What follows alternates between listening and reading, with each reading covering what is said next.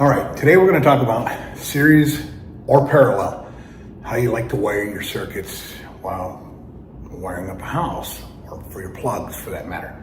There's two different ways, but series and parallel can be explained a few different ways because on circuit boards and stuff like that.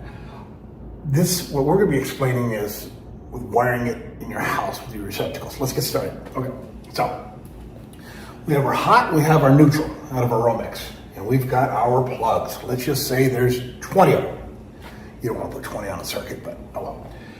So in series, what we do, we go from our hot wire. This is our Romex. There's our ground. Our ground will always come out and just be ground. They always tie together.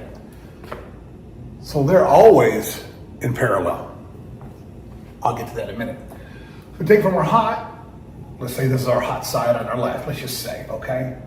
So we're gonna go from our hot, one side, other side, to this hot to the second plug, jump out, jump to this one, that one, so forth, so on. Same thing with the neutral, gonna come around, go here, back out, here, back out, here, so forth and so on. Now, the thing with that is, it's fine. It all works just fine, but in essence, each one of these receptacles are now like a wire nut. If one is used more than the others, blow dryer, TV, vacuum, that's your go-to, this one is gonna get more of the load on it. These may never see a load. This is where all the heat's gonna come, let's just say, and this plug goes out. Well, if this is in the middle of 10 plugs, let's say, and half your room's out. Well, what are you gonna have to do to troubleshoot that? You're gonna have to take out every plug, put your testers across them, hot in your neutral, and find where it is still hot. Because you don't know, because this plug could have went up and over from one wall to the other, and you've got other plugs, you're like, this must be feeding it from the panel. We never know. But with series, that's the problem. It's the troubleshooting. When one of the outlets goes out, the rest of that circuit goes out because it's in line. It's daisy chained. We connected the dots in, out, in, out.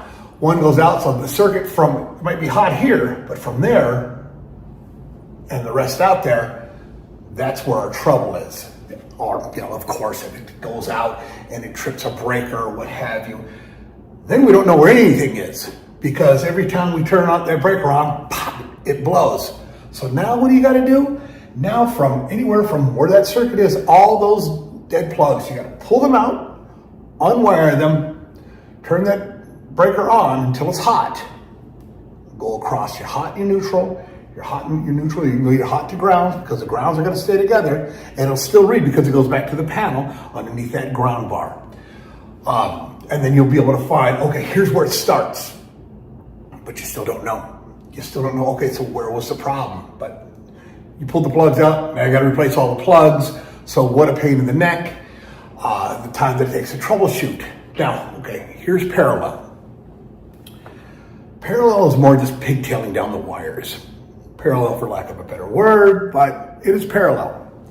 So what do? We take our hot that's coming in, and our hot that's going out, and we wire nut it to a pigtail. So you have 1, 2, 3 wires there. Do like a pigtail, 6, 8 inches. Wire nut all of those together. So your hots, and then your pigtail up to your hot. No need to jump back out of this now, okay? The neutral, we take the neutral, 1, 2, and then up to that neutral. Our hot, boom, neutral, hot, neutral. Now what this does is if any of these plugs go out, the only thing that's going to go out is that plug, because the circuit itself is all tied together in here. This is like it's called like a trunk line, you'd call it. but all of them tied together. If there's more load on one outlet, just the outlet's going to go out, not that whole circuit. Now, it may trip this whole circuit, and we don't know what this fault happened to this plug, or what happened, but if that goes out, it's easier to diagnose and just go after the plug rather than the whole circuit, because what's going to be out? It's going to be that plug if the plug itself goes out.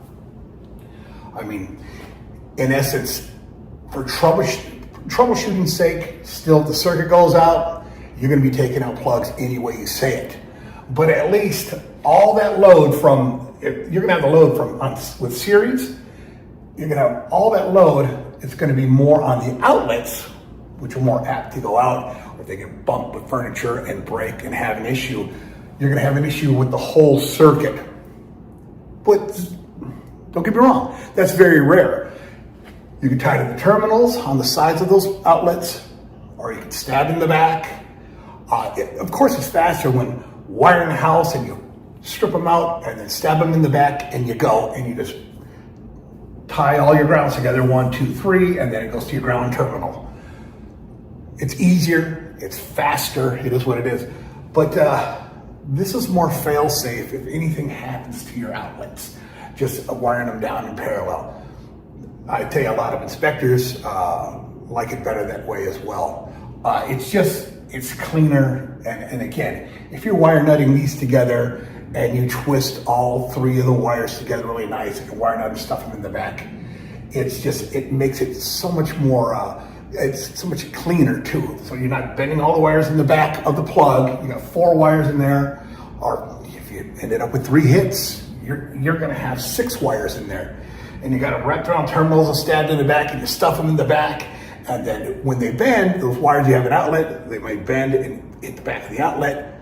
Maybe start an arc, a short, something like that. So if you have 2 and then the ground, rather than 6 in the ground and stuff them in the box, it's going to be a lot better for you. So it's up to you. They both work. They're both legal, but series has its downfalls for troubleshooting. Parallel might have its downfalls too, though. If you got a tripping circuit, now you don't know where it is. At least if you got half a circuit still on with series, you can pull it out and okay, you have your tester 1, 2, 3. Okay, the 4th one's out, and so it's 5, 6, 7, 8. Okay, this might be my circuit. With parallel, it's just going to be the plug. But if it's enough to trip the circuit, you're going to have issues, because this one, guaranteed, you're going to have to take them all out, because you're not going to be able to tell, because all of those will be out on a parallel circuit. Every one of those outlets. So it's a catch-22 either way, but using these as your wire nuts, the outlets, rather than the actual wire nuts, if there's a load, this is going to be your weakest link where the biggest load is, and if that gets hot and gets cooked and gets fried, you've got a weak link. Here, you know that your only problem is an outlet. So it's not going to affect the rest of the circuit. In essence, sometimes it might, sometimes it won't. Sometimes it will. So there's your difference, series and parallel. So, all right, well, thanks for watching. Catch you on the next one.